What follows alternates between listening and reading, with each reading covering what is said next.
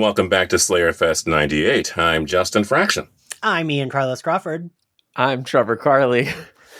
I'm Mae. I don't know how to politely ask you to fuck me, Shults. And we're here talking about The Magicians, Season 2, Episode 4, The Flying Forest. Yay. What did we think of this episode revisiting it? There's kind of a lot going on here. Mae, what'd you think? I think that, like the previous 3 episodes, we're constantly trying to solve a puzzle that keeps getting more and more complicated, keeps having more and more steps, because at this point, we've killed the beast, but Alice is dead, and everyone else is fucked up, and Renard has escaped. So everything's still fucked, and I don't think it's quite as good as episode 2. I don't think it's quite as impactful as episode 3, which had me crying at the end of it, but it is still a very solid episode. I don't really think there are many bad episodes of this show, if even any. Yeah. So I was still fully invested. There are some really beautiful moments in this. There are some really funny moments, and there are obviously some very sexy moments. So I still thoroughly enjoyed it. Yeah, that's fair. Trevor, what'd you think? So I just did like 2 days, or I don't know how long ago that I recorded episode 1 with you, but when I watched it previously on, I was like, oh my God, so much has happened. Like I was just like, oh, let's catch up on what's happened in 2 episodes since I recorded. And I was just like, Alice is dead. Quentin's, what's going on? See, that's why I always watch the episodes, even if I'm not recording on them. Yeah. So I was just like, oh my God. But yeah, I agree. This episode has so much comedy and so much heart, and great outfits all together. Like this episode was just kind of like watching this episode more so than episode 1. I was just like, all right, I need to rewatch Magicians again. I need to do another rewatch soon after this. I will say a thing that has made me happy is a lot of people that had not watched the show but were following along with season 1 told me that they kept going because they liked it so much. Like they just like kept going. Justin, what do you think of this episode? Yeah, another all the laughter, all the tears. I forgot how much I loved Penny. Because it's been a while since I've seen the show, since I was on here last. I'm like, yeah, oh gosh, that relationship with him and Quentin was awesome. And of course, my homegirl, Katie. It was a come down episode from the previous episode, but I still think there were some really great moments in there. It was a good episode to me. Yeah, same. There's like, per usual, there's a lot going on, but we still have like standout moments. Also, they get longer and longer to the credits. Like, I feel like we're getting like 10 minutes, 15 minutes, like then we get the credits. Because a lot does happen here. Quentin is being stitched up by a centaur surgeon. That doctor has the biggest stick. I love that she says, I know we're being serious right now, and then turns and looks at him and is like, but that doctor has the biggest dick. My favorite is Elliot's just like, he has to not, he's like the smallest little nod. He's like, I know you're right. This is serious, but I totally have to acknowledge that. I also noticed the big dick. Yes.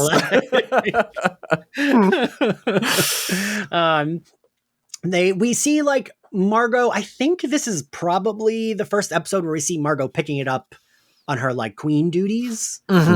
Yeah. Since when are you Fillory Clinton? Yes. That was a great line. Yes.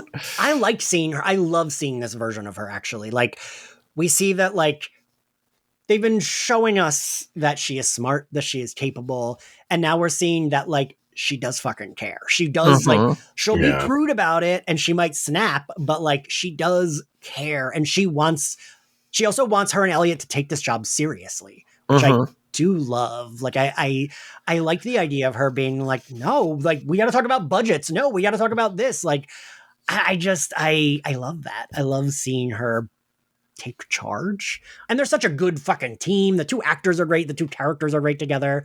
And she's not incorrect when he's like the biggest monument we can get. And she's like, we can't afford that. Like she's being harsh, but I don't think she's fully incorrect. Right. Yeah. Right.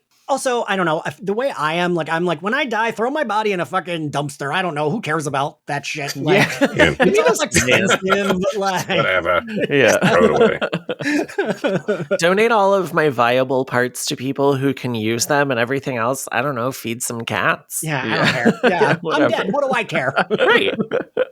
I always say that about Yellow Jackets when Zach and I covered it for My Bloody Judy. I'm like, in this situation, I give you permission to eat me. Like, why waste my dead body? Oh my Like, God. Yeah. If I ever got like trapped in the wilderness with my friends or something, I would be like, okay, I don't want to deal with this shit. Just kill me and use me for food. Like, I don't even Yeah. like having to pee outside.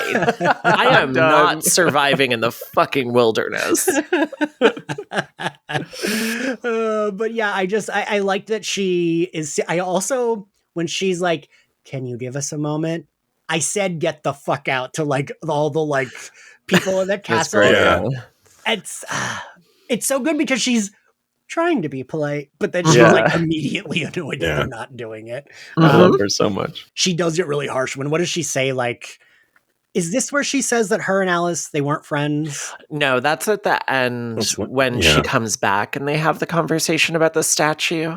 No. Because that's what he's referring to, Elliot. Right. Oh, Yeah. Here she's right, telling right. him that they're not friends. Yeah. Yeah. Oh, right. She says she wasn't our friend. Alice came Yeah. with Clinton. Yeah. Yeah, that's right. Yeah. Yeah. And the thing I do like about Elliot and Margot is, and I mean, this feels so true to a friendship like this, is like, right, they kind of were arguing, but then they're kind of just fine. It's like, Yeah. then he's like, God, when did we become grown-ups? And they're like, Yeah. "Ugh, yeah. And that's the thing I love about them, is that they can have a little tiff, they can yell, and then it's like fully fine the next week. Mhm. Like, no one's like thinking, oh, you don't love me anymore, we're not friends. It's like, no, they are so comfortable in their love that like, that shit is fine, right? Like, Yeah.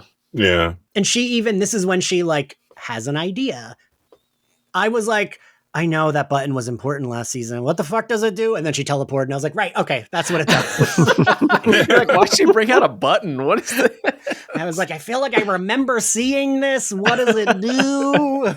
It takes you to a magical tailor. It takes you to break bills, right? Mhm. Yeah. And she kisses him goodbye. I just love their friendship. Feels like kind of like, May, how you and I are with friends, right? Where it's like Mhm. very, very like the love is there. And like, Oh, I yeah. like that they casually kiss each other. I love that shit. Like, Yeah, and that they would also do anything for each other. yeah. Like Margot would kill everyone else for Elliot. Like, Yeah. Yep. like, it was like, That's exactly how I am with all of my friends. yeah. So don't cross them. Post credits, we get Julia. She's going to find Katie. Poor Katie. I know. And Justin, I know you love a Katie. That's my homegirl. She also makes bad decisions like I do with men. But it was great seeing her because I know one of the things that I mentioned the first season was how I wish they would have developed the character more. And this is one of the few times we're getting to learn more about her. She actually does have a problem, and now we're going to see the results of it. So, Mhm. And like, Yeah, I feel like the most we got with her season 1 was the stuff with her mom, which was more about her mom and Julia than it was about Yeah. her. yeah, Yeah. because like they're not even like together except for that one scene where they meet in the diner, right? Mm-hmm. Yeah, so it's like it is more like Julia's plot that happens to be with Katie's mom. Mhm. And I appreciate that we like call back to those things. I like that Katie is very owning up, like, I thought I was going to get help and I just didn't. Like, I couldn't. yeah. And this is where Julia's warmth is really good because she's very understanding, right? Like she's like, no, this terrible thing happened to me, but I still understand why you just ran. Mhm. And I think in Julia's brain, I think there's something to like, well, at least I did get someone out, right? Like, I feel like Yeah. she feels like a little responsible, but she can tell herself like, well, someone did get out. I did end up saving one of the, 9 people that got brutally murdered in front of me. Mhm. So I think that's almost like, that's why she does understand more. Because she's like, there's anyone that would have come in would have gotten killed too. Like, Yeah. if Katie went and got 3 more hedge witches, 3 more hedge witches would have died, right? Mhm. For sure. And I like Katie owning up to that. I like, it also makes sense. Like, where is she gonna go? Because like she was kicked out of Break Bills, her mom died, like She's got nothing, yeah. So yeah, I do appreciate they like develop her a little more. Julia shows her what she needs help with. It's Marina's corpse. I just recorded for this episode. I don't remember there being numbers on Marina's arm. Mae, can you inform me what the fuck that is? I will be honest, I glazed over a little bit during that, just because it was very upsetting. Yeah. That's fair. I do like that Katie's like, you freeze dried Marina's corpse? Like, what the fuck? She says that it's, what is it, a locator for a book? Book in Break Bills. I'm charmed by the best bitches. Oh, it's so cute. It's Erica, my bestie, and I, when we were in Denver last year, we bought these necklaces from a vendor who was at the street fest we went to that say Best Buds, and it's got hands holding joints because we smoke a lot of weed together. And, you know, they're like best friends necklace where it's like two halves of a heart. And I love them so much because I've never had anything like that with anybody before. So just, it makes me very happy. And I love that they have best bitches. And what is it? The spell is like Katie can see through the necklace. Yeah, basically it's like a FaceTime, but magical. Yeah. That's a good comparison. Yeah.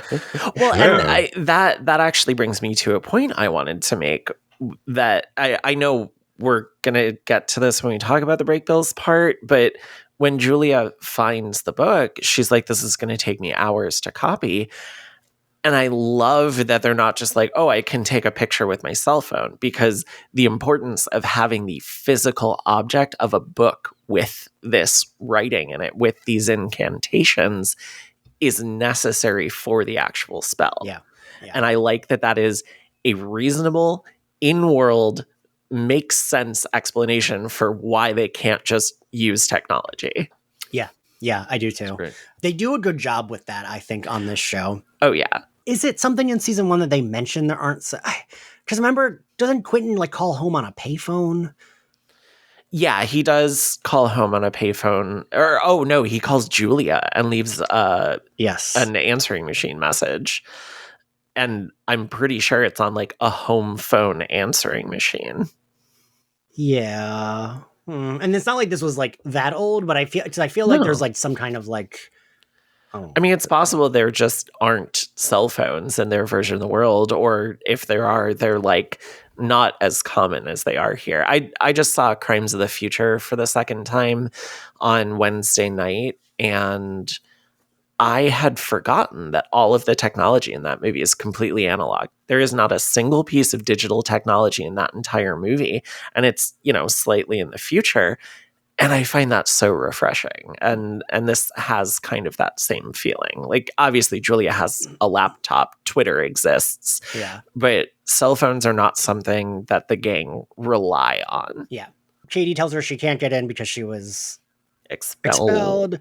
Julia can. That's their plan. Let's go to Fillory. Elliot, I don't know how to politely ask you to fuck me is my first note here for Fillory. And then, oh, look, Margot's here. Poor Fen. She just wants to get laid. And I love that she's like, you're so big and it's incredible. Yeah. She's just doing everything she can. Yeah. Fen the size queen. Justin, what do you think of Fen? I'm curious. I absolutely hated Fen at first. And then as time went on, she really leaned into being like goofy. And that's when I really started to love the character, especially with the knife thing. And they bring it up here. So it's, I wasn't that big of a fan of her and Elliot. But after a while, the whole thing grew on me. I really appreciated that character by the end. So no, I agree. Yeah. At first, I was like, she's kind of annoying, but now, like retroactively, I'm like, nope, I love all this. I'm charmed by her. Yeah. Well, and especially, I know we're talking episode 4, not episode 3, but her and Penny dealing with everyone trying to kill each other in episode 3, she's so fun, and she's such a great partner for Penny to have in that situation. Yeah, agreed. So Margot her plan is to make a golem of Elliot. Mm-hmm. I like how often we do these little callbacks because, like, Yeah.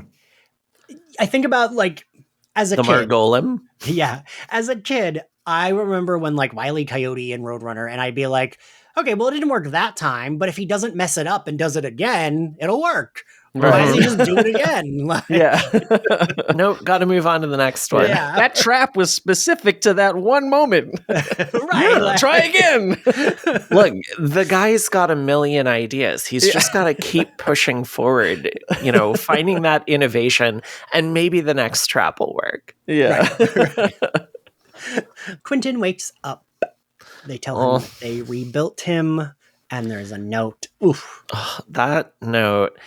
The fact that, before his signature, it ends with Elliot saying, "Please wake up," which is like, I just rewatched 28 Days Later earlier this week for the first time in, I don't know, probably 20 years. So good. And the note that Jim's parents leave him that says, "Don't wake up." I was like, oh, this is an interesting counterpoint to that. Yeah.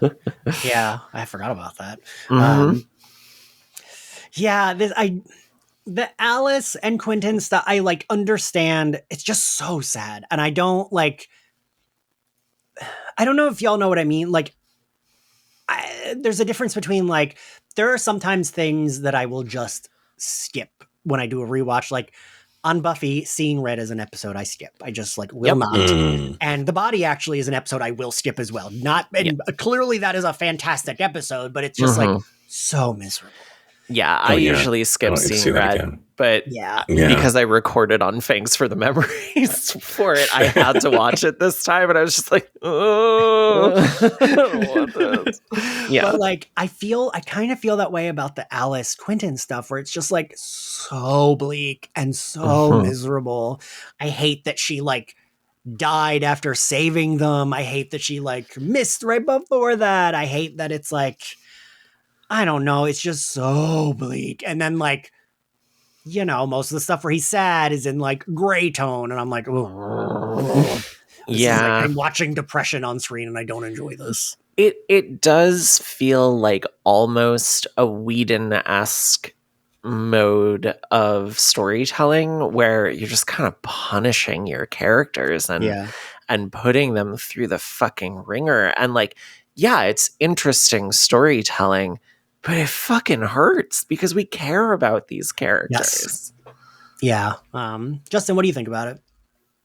You know how I feel about Alice. If you remember, I don't like Alice. Yes. I don't think I ever learned to like Alice. I'm very much a Margot, like, okay, well, tough. Let's keep going. We got some stuff to do. Good luck. You're like, oh yeah, so sad. Okay, anyway. I think that's where the whole thing with this show is that, Quentin's going to read this really sad letter that he got from Elliot. But right before that, there was a centaur pooping and someone was scooping it up. It goes back and forth, back and forth. There's seriousness and then there's this other thing. And when it comes to Alice, I understood what the character was going through. I just never really felt truly sympathetic for her, even after this. So, jeez, even after dying, I don't. Yeah, Justin's like, not that tough. Justin's like, thirst for power just got on honestly, my if Alice nerves. wasn't in the show, it'd be great. Trevor, what do you think of this? The like grief part. It is. I don't mind the grief part on Quentin's part. I'm in the camp of I was not a fan of Alice in season 1. Heavily in season 1, I was just very not. I think Alice was a part of what was difficult for me to get in the show, but then I really, after this Niffin thing, I really kind of fell for Alice and really enjoyed her going forward. But the Quentin Spoilers. stuff, I'm full. Oh yeah, sorry. Wait, wasn't she? Isn't that what she was? Or episode 3? She turns into a Niffin in the previous episode, but we don't. Never mind. We don't know yet what happens after. Then yes, everything that's happened with Alice, and she's never coming back. My bad. But yeah, I eventually grow to like her. But yeah, the Quentin grief, I don't I could also be misremembering, but I don't remember being very annoyed by him grieving for her. I like it does get tiring when he goes on forever and ever, but like this part in particular didn't bother me. No, yeah, this doesn't. It's not that I get annoyed by him. I just think I just get annoyed by like the story lingering on it. And Yeah, I'm like, You're like, all right, let's see there's Margot and other Elliot. things happening. Yeah, like what are Margot and Elliot doing? Yeah. Next episode in particular has like a long stretch of. Oh, that's right. That's the whole thing, right? Yeah. That one I actually don't like a lot. Yeah, I don't love that. It's like I get what they're doing, right? I don't think it's bad storytelling. I just am like, this is not for me. I don't know. Yeah. Like, it's again, Alice and Quentin just are so angsty heterosexual. Even though I relate to Quentin, even though whatever, we'll see if that is his sexuality. It's just like that's what it reads to me, and I'm just like, ugh. So Penny shows up at this Sawbones clinic, because the fucking centaur doctor's name is Sawbones, and he's played by the guy who played Dr. C on Sabrina. Oh, really? I was wondering. I've seen that person before. Yeah, he's like Wish.com Taika Waititi. He also that's played. That's who I thought it was at first. I was like, is that him? He also played Gata in Battlestar Galactica, which I've still never seen somehow. Oh, yeah. I've never seen it. You got to see it again. I have to say, his face when he takes a shit is the funniest thing. I've seen it before, and I still was cracking up. So because he's like mid talking, and he's like a toddler, like the way a toddler's just like. And then you're welcome to the nurse picking it up. Yeah. Oh, so incredible. It's so perfect. And Penny's like, are you shitting? Then we meet the Elliot Golem. And I love that Margot says, you're thinking about banging yourself, aren't you? And Elliot says, doing your clone is like AP masturbation. I wrote that down too. That's great. We learn that what is it? Like he sleeps. If he's asleep, then he goes into the Golem. Yeah. Those weren't the rules before though, right? We're adding an extra thing, an extra step here. Well, was she ever able to control her golem? No, that's what I mean. No. I think this is a whole new. She's okay. Because that when she leaves to go build it, she's like, I have an idea. I think she figured that all out. Okay, when she did it. Yeah, that's fair. So then Quentin sees the white woman. Which I hate that name. Yeah. No. The white lady. White lady. Yeah, yes. The white lady. But it plays for a pretty comedic line later, which is great. Yeah. Let's go hunt the white lady. People like me get shot for saying shit like that. So good. But then they decide to go because, as Penny says, the bronies can't fix him. The hand chopping. Yeah. Oh my God. I wrote down hand chop and hoot nanny because this moment is pure comedy. The number of swings Quentin takes, the two of them screaming at the top of their lungs in unison. So funny. It's beautiful. It's such a beautiful, funny moment. Yeah. I almost appreciate that we underplay he's pretty much fine after that. Penny's like, all right, now let's go. It's so good. So what is it though? Is it that the forest just has, it just emits something drugs that makes them high, right? Yeah, I mean, I kind of interpreted it because it doesn't seem like it's acid or weed-like. It seems like it's mushroom-like. So I inferred that there's mushrooms in that forest or something in the trees that's similar to a mycelium that is just kind of floating around in the air that they absorb and start to trip. All right, that's fair. Yeah. And I always love that. I like an episode where characters can be drunk or high. I just always get a kick out of that. And I get a kick out of it here. When he's like, no, that's my mouth. And he's putting his fingers. Oh, wait. I love the way they shot it too, with like the super wide lens on their faces, and they're just like mugging the camera. It's so funny. When he's like, "Where are my feeling things?" When he's like looking for his hands, and he like can't remember the word. Where are my stuff touchers? Is what he says. Yeah. That's such a great phrase. I do like the little. We skipped over it, but there's almost a training montage. I kind of wish it had been a proper training montage where Quentin has suggested that his physical therapy be learning to fire a bow and arrow. Yeah. And then Penny teaches him a spell to be able to make the arrow shoot straight.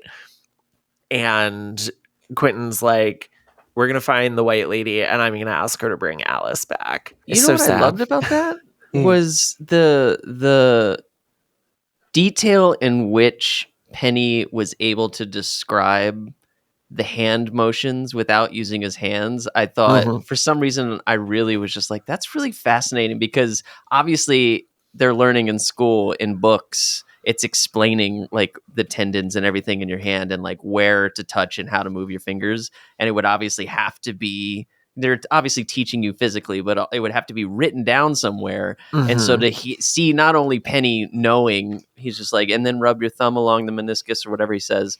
It was just, it was so detailed and precise, especially in the show where that was another thing that was hard for me to get in tune with in Magicians, is the ridiculous hand gestures.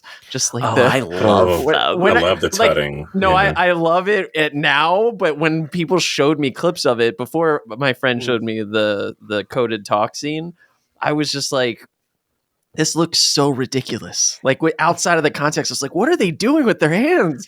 And then now I obviously love it. And then hearing even just like the very precise detail in how to do it, especially coming from Penny, it was really cool.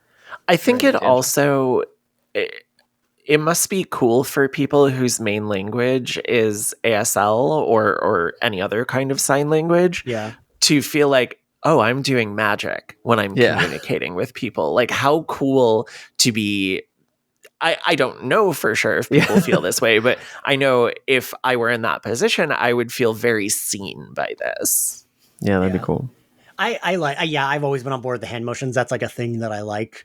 So also when they're stoned and he's like, right seems to be the popular direction, and they just keep going right at the rock. So good. There's another line that Penny says, I think before they enter the forest, where since I was a kid, the beast has been whispering in my ear. And I kind of forgot about that. I forgot that Penny could constantly hear Martin when he was alive, just always trying to lure him. And that idea is so terrifying. And it kind of feels like an analogy for intrusive thoughts, because as we know, Martin is fairly evil.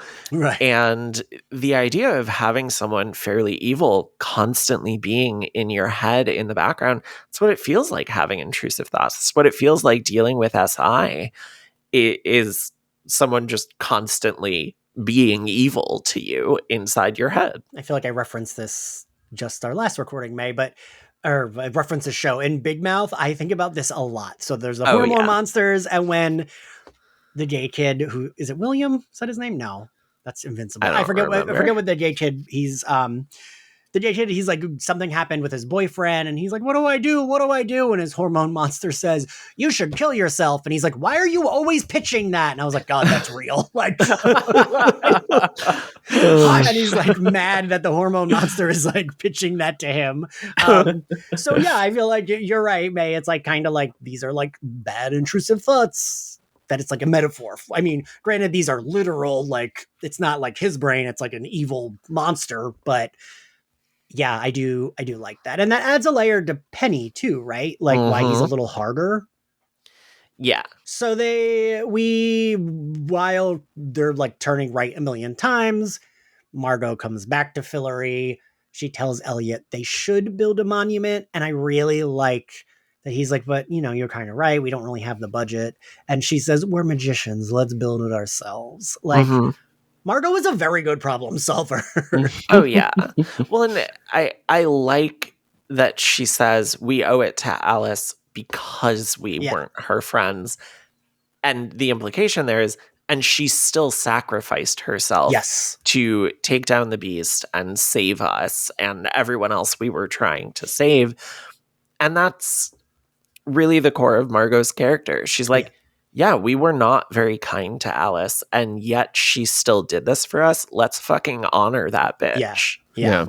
And I like that again, because I wouldn't have liked it if it was like, no, we're going to spend the money even though we don't have it, because that's ridiculous. But I like that it's like, well, yeah, because we're magic, so let's just magic a thing. And like, yeah, that makes sense. Yeah. In Break Bills, we open on Fogg realizing magic is messing up. The globe he's spinning blows. I don't know if y'all noticed, there's a globe right next to the table where the other globe is on that blows up. I think one's a magic globe and one's a regular one's globe. Like a regular, We see Lipson again. Is she like the school nurse or school doctor? I think so, right? Or something. I always assumed that her specialty was like healing magic. So I don't know if she's actually the nurse, but maybe I'm wrong. She is the head physician of the school's infirmary. Oh, she is. Okay, cool. Because I remember when like when Margot has the golem and it's affecting, and they go to see her and she's like, I was gonna see Hamilton, and Margot's like, I'm sorry you had to do your job. I do love that actor though, Keegan Connor Tracy. She's been in a ton of things. She's so goddamn hot. The first time I saw Trinity the Tuck Taylor on Drag Race in drag, I was like, wow, she looks exactly like Keegan Connor Tracy. I could see that. Now that you're saying that, I'm like, yeah, I could see that. Yeah. Yeah. But she's real hot, and I'm glad that she comes back here. And we got it, from what I remember, no spoilers, I think we get a lot more of her later in coming seasons and episodes. So I'm excited to spend more time with her. Yeah, unlike Ann Dudek, she does, become more, I like her. I like that, like, the thing I remember from her is her being, like, annoyed at doing her job, and here she's like, I thought it was just my Xanax that was, making me loopy. I love when Dean Fogg asks how many, and she goes, 2 a day if I can get them. Yeah. Oh, you mean the brownouts? Justin, I feel like you were about to say something. I can never remember her name, though. I love the character. I love the actress. I just call her the Blue Fairy in my head because I had a Once Upon a Time thing. Yeah. Yep. Yeah, that was one of the first things I saw her on, that, and I think Supernatural. Oh, yeah. All right, so she's been on the genre shows for a while. Oh, yeah. Margot is back in Break Bills, looking through the one classroom we always see, and Penny teleports in, and we see Margot immediately being, like, caring, right? Like, immediately she's like, hey, sit down. Are you okay? And then is like, well, Quentin got banged up. Alice got it worse. She's dead. And she delivers it very, like, frank, but not in a harsh. I don't think she's being, like, harsh. She's just like, this is bad news, empathetic, right? The way she's delivering it to him. Yeah. And I think it's like, because, who wants to deliver that news? Right. Then he teleports away. Elliot's golem and Margot arrive at the Physical Kids cottage. All hail King Todd. Yeah. I love the cocaine line. Yes. Trevor, tell us the cocaine line. I might mess it up. Wait, I think he says, what's that? Or why can I smell everything? And she says, because your doppelbanger hasn't experienced cocaine yet. Yes. Doppelbanger is so one of the best Margot-isms that I think we ever get on this show. So good. It's so brilliant. And Adam DeMarco, how fucking cute is he? Oh my God. Todd is such a cutie. When he was on White Lotus, I was, like, very excited. I was like, Todd. I literally, as we watched season 2 of White Lotus, I kept turning because I watched the Magicians with my wife. And so every time Todd's scene came on and he said something stupid in season 2, I'd be like, fucking Todd. Yeah. I feel like that works for anyone named Todd, by the way. Todd is just a name where you feel like, oh, God, Todd, come on. my brother's name is Todd, and that's how his wife will say when she's mad at him.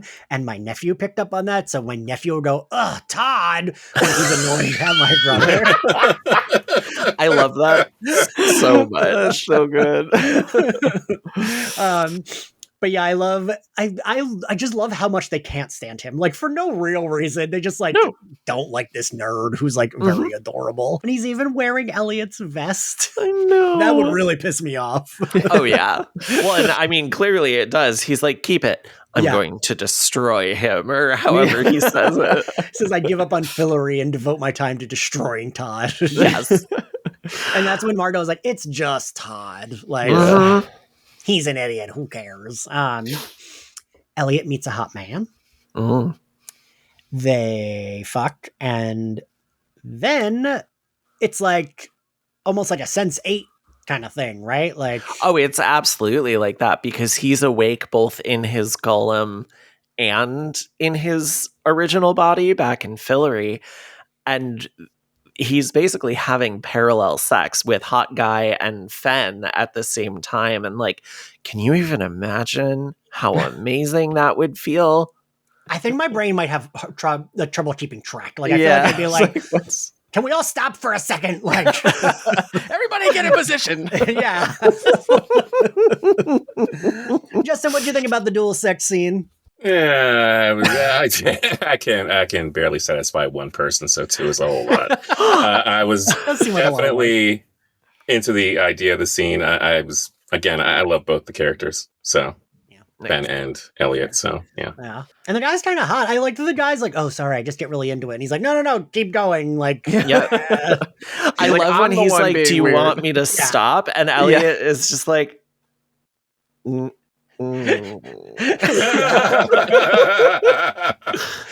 is kind of hot. Oh yeah. I mean, hey, look, I had a threesome last Friday for the first time in a while, and when everyone is clicking, when everyone's on the same page and communicating what they want, they're great. They can be really great experiences. But I've had a lot of bad ones where it's like two people know what they want and one person doesn't, and just like feels literally unable to speak. And it's just like, that's not a good dynamic to have in that situation. So I'm glad Elliot makes this work. Yeah.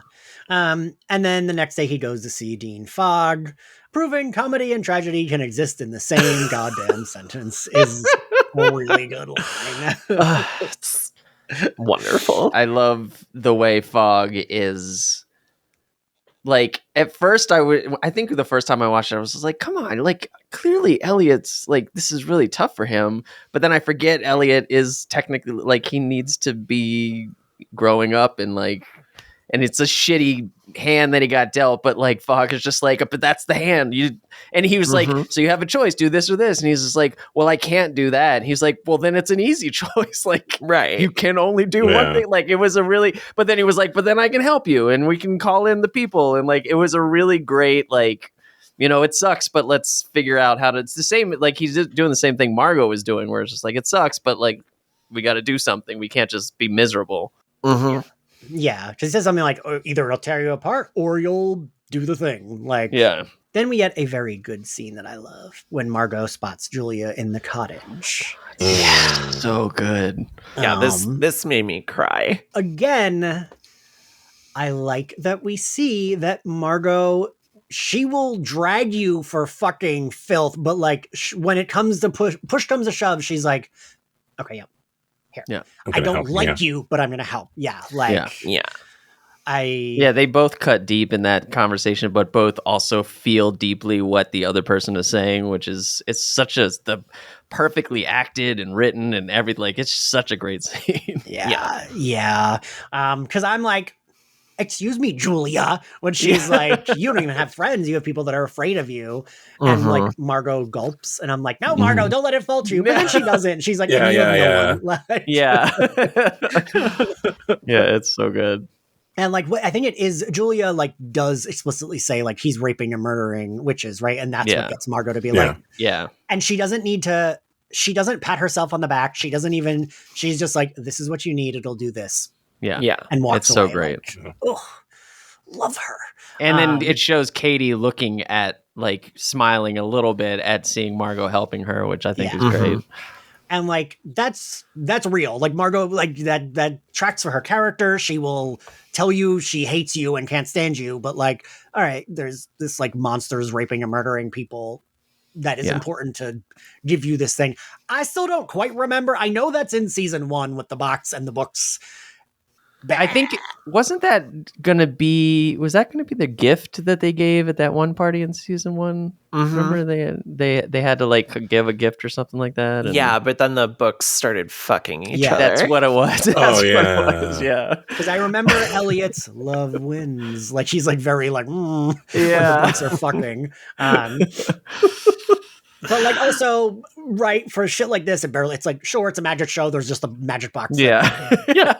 There could be something that explains it or not, and I'm fine either way. I'm like, whatever. There's so much crazy shit in this show. I don't care. Yeah. It really is just like, sure, okay. Yeah.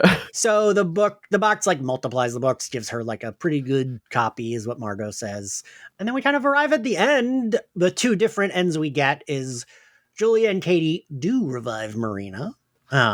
This is heartbreaking. It's a hard scene to watch. And she's such a good actor. Like, oh yeah. Well, and like we saw how well she kept it together while the Beast was fucking. God damn it. I know. Yeah. Renard was fucking torturing her, flipping her cat inside out, which was so upsetting, and I had forgotten about. Like she kept her shit together, but when they revive her, wherever she was a very bad place. Yeah. Like probably similar to whatever hell dimension Angel was in between seasons 2 and 3 of Buffy. Yeah. Justin, what do you think about Marina? One of my favorite characters. Just the entire time. Even from the first moment when I saw her, I just like how she challenged people, and that was really cool. And then even here again, as mentioned, heartbreaking. But yeah. Her like. It's like the makeup smeared, the tears, and the like freaking out immediately. It's really good. She tells them that there's a woman who did banish Reynard prior, and that's where he had been until Julia invoked him.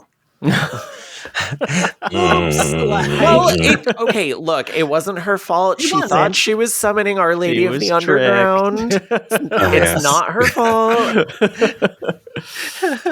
Plenty of things are her fault, but not that. Right. Who among us hasn't summoned the trickster god? While trying to summon the good goddess. Yeah. Or Selberfeld. Yeah. You know. Yeah, and so like that's where we go with that. And then we get the encounter with the white lady. I'm like very charmed by this character. And it's wild that this character was on like all the promo posters and is only in this episode. Yeah. Her character design is incredible. Yeah. The way the actor is able to emote through the prosthetics and the makeup is really, really impressive.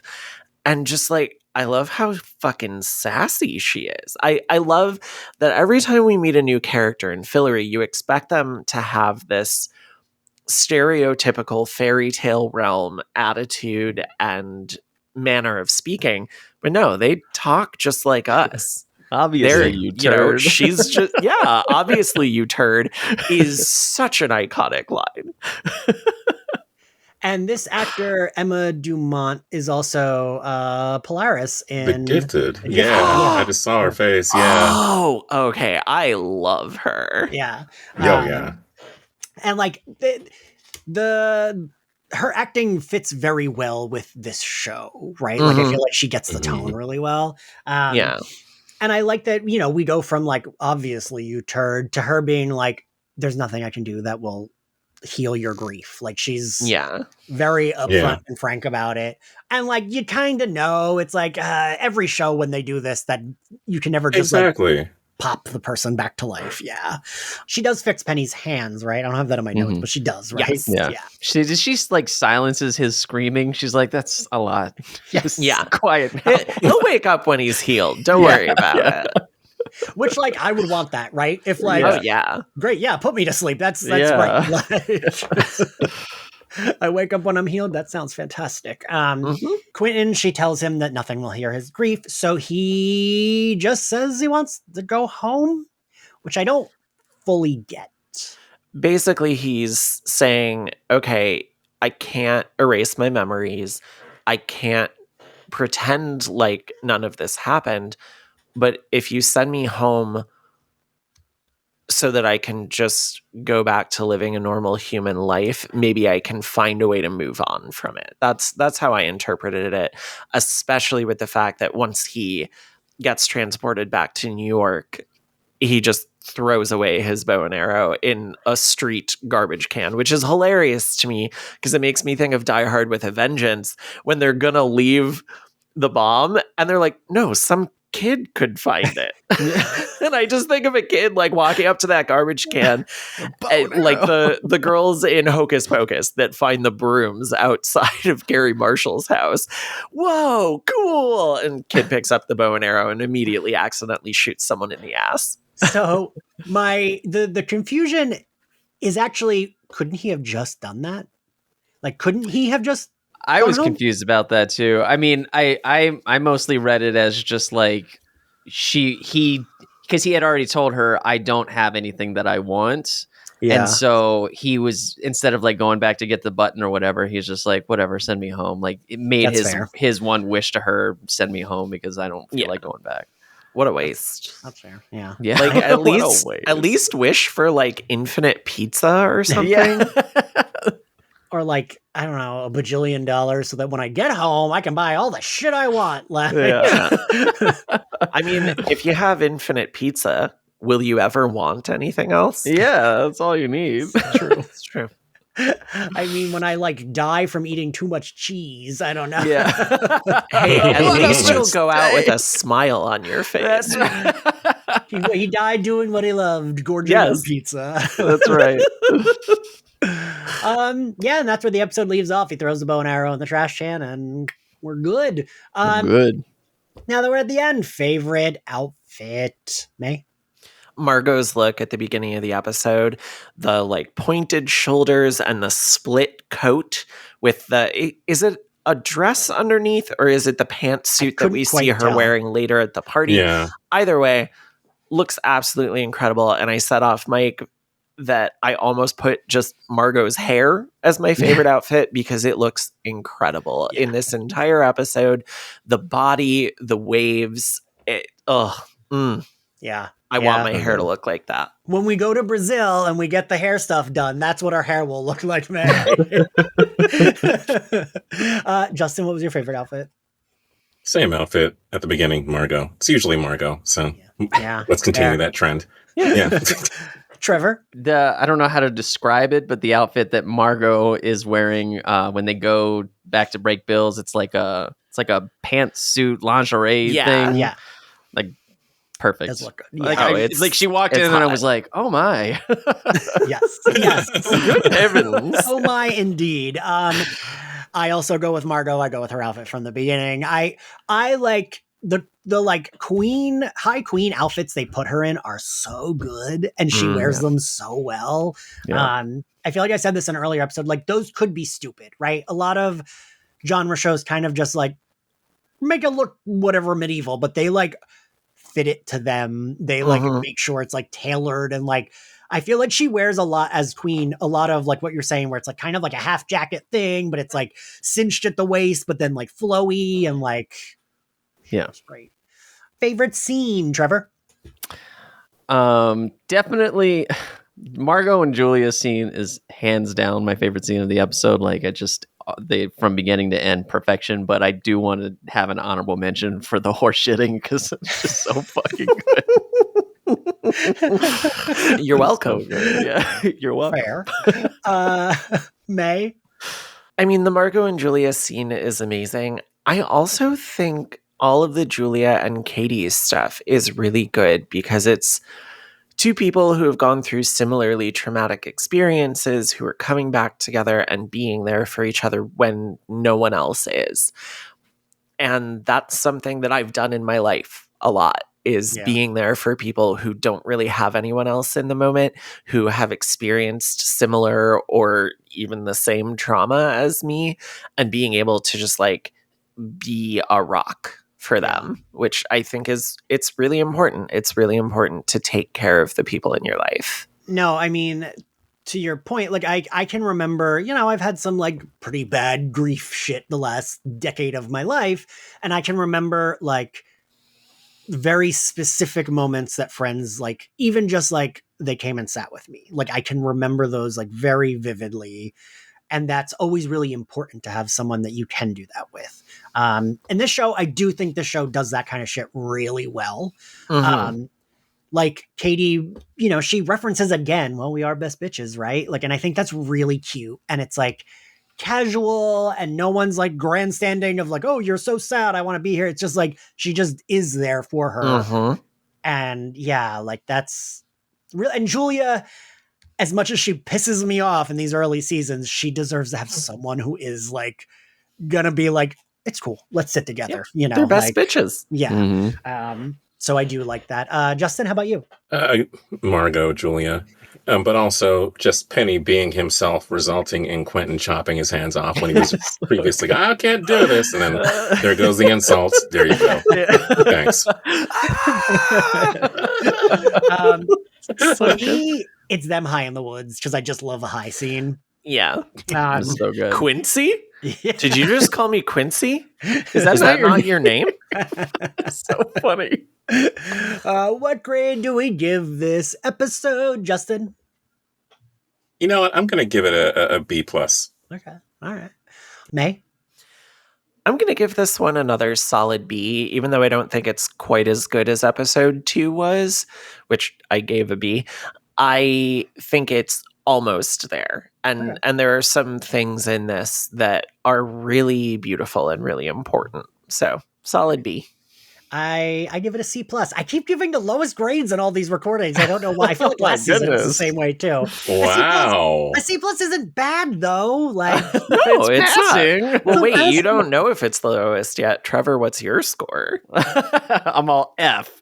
No, I give it a solid A, but I also skipped from episode 1 to this, so All right, so now you have to go back and watch episodes 2 and 3 and cry a bunch. That's right. You better cry, dickhead. Yeah. I cry all the time. Trevor, I feel like when you and I are like, I liked the thing, I cried. That's kind of like every time. Yep. means Ian and Trevor liked it. Thank you all for joining me. Thank you all for listening. If you like Slayerfest 98, you can find us on all social media platforms at SlayerFestX98.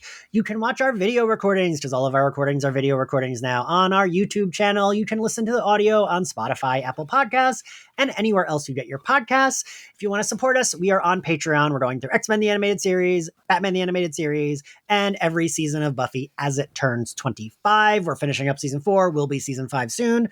I have a sex and relationship talk show I do with one of my best friends, Zachary Patton Garcia, and there's a bunch of other content. So any and all support is much appreciated. If you want to follow me, I am at Ian X Carlos. Mae, where can everyone find you and your things? You can find me on Blue Sky and Letterboxd at Everson Poe. That's EversonPoe. You can find my music on Bandcamp and streaming services, Everson Poe, 2 separate words. You can hear me here talking about a bunch of nerdy shit. You can hear me on Tender Subject with Kate Terry talking about body horror and cannibalism, and keep an ear and an eye out for a new podcast I'll be launching soon. Trevor, where can everyone find you? You can find me on all the social media things at Trevor Carlee. I do a bunch of animations and Buffy art and that kind of stuff. And Justin, where can everyone find you? This Justin at Blue Sky. Or just Google Justin Fraction. I'm everywhere. I don't know. All right, everyone. We will see you next time. Bye. Bye.